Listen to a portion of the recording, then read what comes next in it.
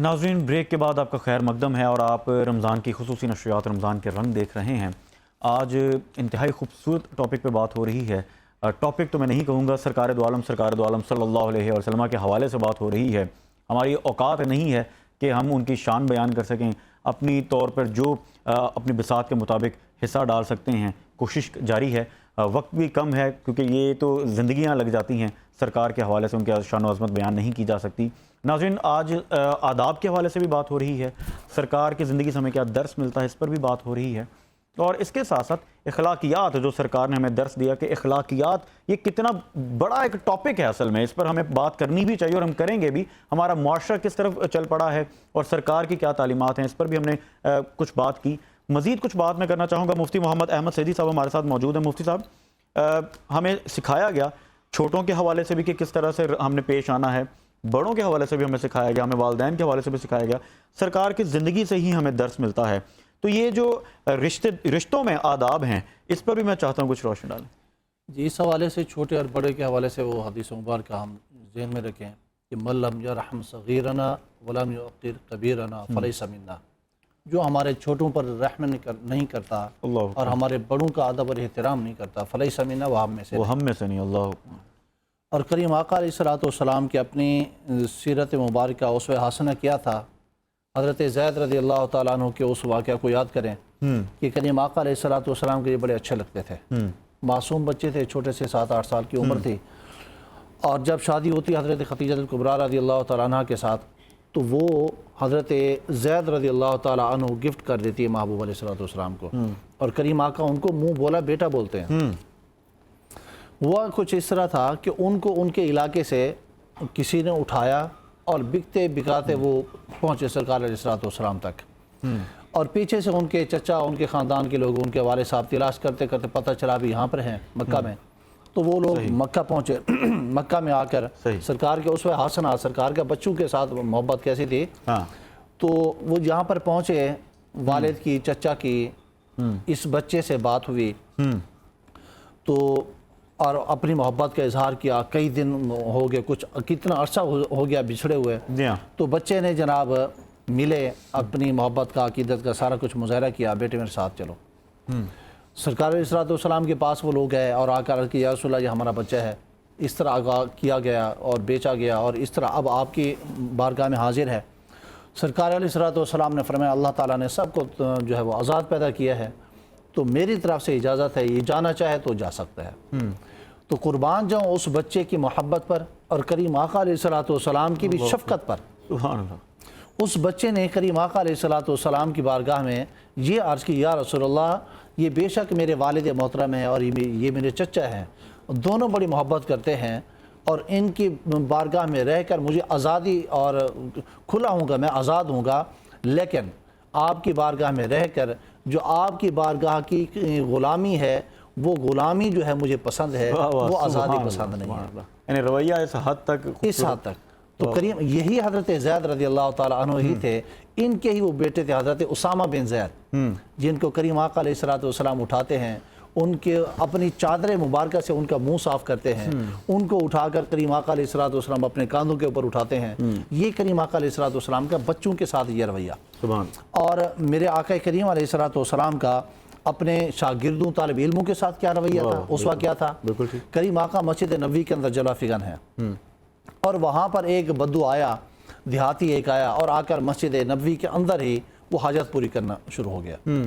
صحابہ اٹھے کہ یہ کیا گستاخی کر رہا ہے، نبی علیہ السلام نے اشارہ کیا، رکے، صحابہ رکے، اور اس نے اپنی حاجت پوری کی۔ حاجت کے بعد سرکار علیہ السلام نے اس کو بلایا اور صحابہ کو فرمایا یہاں پر پانی جو ہے ڈال دو اور اس طرح صفائی یہاں پہ کر لو، اور اس کو بلا کر بڑے منمونے انداز میں صرف اتنی بات کہی کہ مسجدیں اللہ کا گھر ہیں، یہ اللہ کی عبادت کے لیے ہیں، ان کاموں کے لیے نہیں ہیں۔ سبحان اللہ۔ تو آپ اندازہ لگیں کس طرح جو ہے وہ یہ ہمارا معاشرہ جو آج کا ہے مفتی صاحب، یہاں پر تو جھگڑے ہو جاتے ہیں اور بڑا حال ہو جاتا ہے اور اخلاقیات کی پستی میں ہم چلے جاتے ہیں۔ ایسے ہی ہے، کریم آقا علیہ السلام کی بارگاہ میں وہ یاد کریں کہ سرکار علیہ السلام نے مقروض ہو کر بھی ہمیں بتایا، سرکار مقروض ہے کسی غیر مسلم کے، وہ آتا ہے اور آ کر کریم آقا علیہ السلام کے گردن میں چادر جو ہے وہ سرکار کے پہلے چادر ہے पकड़ के चादर को उसने इस सख्ती से खींचा कि करीम आका अलैहिस्सलाम की नरम व नाजुक गर्दन के ऊपर निशान पड़े। हज़रत उमर रज़ी अल्लाह ताला अन्हु को पता चला आए और आपने आकर सख्ती करनी चाहिए, सरकार ने मना किया। और सरकार अलैहिस्सलाम ने फरमाया, ए उमर, मैं उसका मकरूज़ हूँ, तुम्हें ये चाहिए था, तुम्हारा हक ये था कि तुम उसको अच्छे अंदाज में उसका हक लेने के लिए तलकीन करते और मुझे हक देने की तलकीन करते।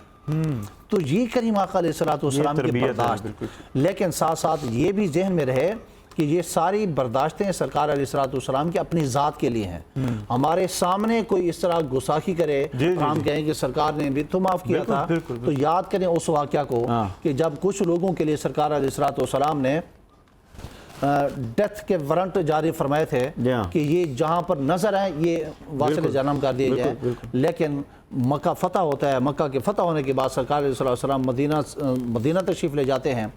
अब उनके जहन में बात आई भी अब अगर किसी भी सहाबी ने हमें देख लिया तो हम तो गए दुनिया से और जहन्नम में जाएंगे।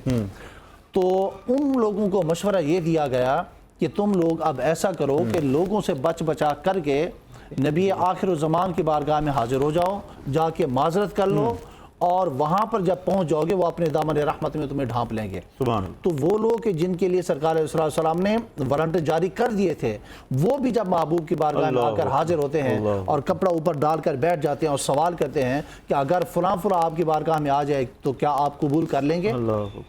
तो सरकार अलैहिस्सलाम ने फरमाया, अगर वो सच्चे दिल से आता है, तौबा कर लेता है, कुफ्र से जो है वो मुंह मोड़ लेता है, इस्लाम की तरफ आ जाता है, तो हम कबूल कर लेंगे। सुभान अल्लाह, सुभान अल्लाह। तो सरकार अलैहिस्सलाम ने जब ऐलान किया, उन्होंने फ़ौरन चादर उठाई, खड़े हुए और कहा, या रसूल अल्लाह, वो मैं ही हूँ, वो मैं ही हूँ, वो मैं ही हूँ। तो सरकार अलैहिस्सलाम का उसवा-ए हसना ये अपनी ज़ात के लिए था और वो लोग उन लोगों को भी पता था कि ये माफ़ी सिर्फ सरकार ही अता फरमा सकते हैं, महबूब के सहाबा नहीं माफ़ करेंगे। तो इसलिए उम्मत मुस्लिमा के ऊपर ये जिम्मेदारी है, एक तो हम खुद सरकार करीम अलैहिस्सलाम के उसवा हसना को इस अंदाज में अपने आप को ढाल लें कि हम करीम आका अलैहिस्सलाम के पैकर महसूस हों, बिल्कुल पैकर सुन्नत महसूस हों, पैकर मुस्तफ़ा महसूस हों। एक छोटी सी बात अगर आप एक मदीना में गैर मुस्लिमों का एक वक्त आया और आकर यहाँ पर जब लोगों को देखा, साहबा को देखा, तो कहने लगे ये सारे मोहम्मद है। अल्लाह अकबर। तो पूछने वाले ने पूछा भी क्या मतलब है इसका? उन्होंने कहा हमने हुलिया सुना था कि मोहम्मद का हुलिया ऐसा है। तो यहाँ पर तो सारे मोहम्मद करीम अलैहिस्सलाम के हुलिये वाले हैं। तो हमें आज ज़रूरत इसी चीज़ की है, मोहब्बत का तकाजा यही है कि हम करीम आका अलैहिस्सलाम के रंग में रंग जाएं और यही मोहब्बत का तकाजा बहुत ही खूबसूरत और यही अच्छी बात है। नाज़रीन, यही दर्स है और ये बड़ी खूबसूरत बात मुफ्ती साहब ने की। जब हम किसी से मोहब्बत करते हैं तो हम उसके रंग में रंग जाते हैं। हम दुनियावी एतबार से जब देखते हैं तो मामला तो यही है, मगर जब सरकार की मोहब्बत की बात है तो वो महज मोहब्बत नहीं है, वो इश्क है। और जब इश्क होता है किसी से तो हमें वो नज़र भी आना चाहिए, देखने वालों को भी नज़र आना चाहिए। इश्क तो ऐसा होना चाहिए कि जब कोई देखे तो उन्हें हम, जैसे हुजूर ने बात की, हम पैकर नज़र आएँ। और जब दीन इस्लाम फैल रहा था तब भी यही मामला थे कि इखलाकियात से लोगों को कायल किया, लोग इस्लाम में आते गए। और ये हमारे लिए बड़ा ज़रूरी है, हम अपना हुलिया, अपना इखलाक, अपनी आदात और जो सरकार का दर्स है अपनी ज़िंदगी उसी तरह से गुजारें। नाज़रीन किराम, आज के प्रोग्राम में हमने सरकार दो आलम सरदार दो आलम सल्लल्लाहु अलैहि वसल्लम का हुस्न उनकी ज़िंदगी के हवाले से हमने बात की, उन्होंने क्या दर्स हमें दिया उसके हवाले से हमने बात की, उसवा हसना के हवाले से हमने बात की। नाज़रीन, ये वो सरदार हैं, वो सरकार हैं, वो मोहब्बत करने वाले हैं कि जब क़यामत के दिन कोई बहन भाई को नहीं पहचानेगी और कोई भाई अपनी बहन को नहीं पहचानेगा, कोई ये जो मियाँ बीवी का ताल्लुक़ है या माँ बाप का भी ताल्लुक़ है, हर किसी को अपनी पड़ी होगी, नफ्सा नफ्सी का दौर होगा।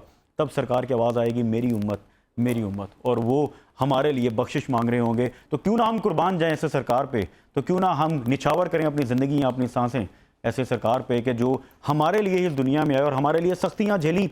दर्स क्या है वो हम लोगों ने उससे सीखना है। और मैं गुजारिश ये करना चाहता हूँ हाथ जोड़कर उन सब लोगों से जो हमारा प्रोग्राम देख रहे हैं कि हमें साबित भी करना है, हमें हक भी अदा करना है कि हम उनकी उम्मत हैं। क्या करेंगे कि एक सरकार ने खुदा न खास्ता कह दिया कि ये मेरी उम्मत में से नहीं, नाउज़ुबिल्लाह। तो हमें हक भी अदा करना है, हमें समझना है, हमें महसूस करना है, और जो आज अभी से जो हम कर सकते हैं आपको वो करना है। रमज़ान चल रहा है, इस रमज़ान में अपनी बख्शिश کے طلبگار ہیں اور وہ جو ہمارا پروگرام دیکھ رہے ہیں ان سب کی. آج کے پروگرام سے فی الوقت اتنا ہی. اپنا فیڈ بیک ہمیں ضرور دیجیے گا. کل انشاءاللہ پھر ملاقات ہوگی آپ سے